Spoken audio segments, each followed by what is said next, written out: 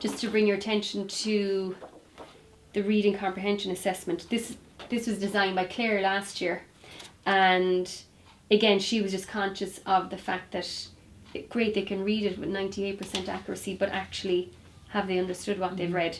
So, and I think that's a particular challenge for the more able readers, that they're flying ahead. The decoding isn't posing any problems, but they're not necessarily understanding it, and if they're not understanding it, they're not really at a level. And they can sound as fluent as you or I. And we have made decisions around that, Mary, haven't we, in terms of moving a group up a level, even though you could do a running record and say, they're perfect. But actually you need to look a bit beyond that maybe and say, well, how did it sound? Did it sound fluent? Even their intonation, you can tell sometimes if they're understanding it, you know, how they use their voice and things like that. Doesn't it show as well, they say that when you are doing, say, a session of reading, how important it is not to just do the reading, like that you really need to have that 10 minutes at the end to do the questions, because that's where you really see if they understand. So important. I had one today where the child was going to boarding school in Literacy Lift Up, and they thought boarding school was that a school where you hammered boards together. They just were taking it very literally because they're young children.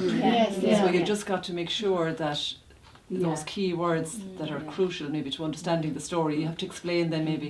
In your new book introduction, that's why knowing the book is yourself so important. To say this is the name of our book, and if this is a story about, if you had to, you know, put it together in one or two sentences for yourself, what is this book about? This book is about, that's the information you want to give, and then delve a bit deeper into your language, then whatever. I suppose if it's done either, if I'm on the new book, I do quite a long book introduction, and we may not necessarily get all the reading done.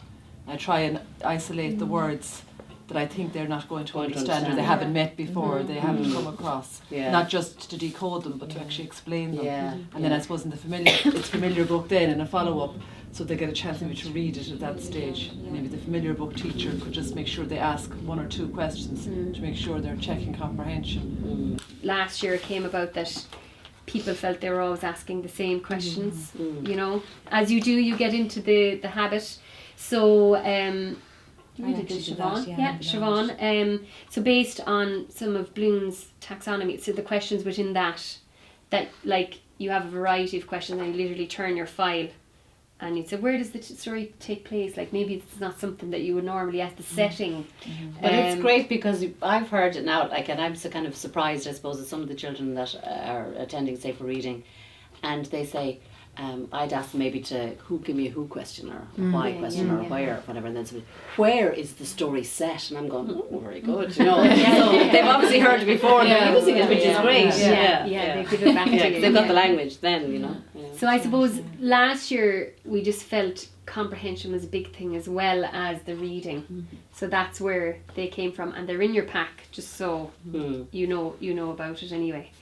We might move on there. So setting individual targets. Basically actions 1 to 4 are your running record, and you're analysing it, and how can we use that information to inform our teaching then, basically. So we'll come back to that again then in whatever way we set it up.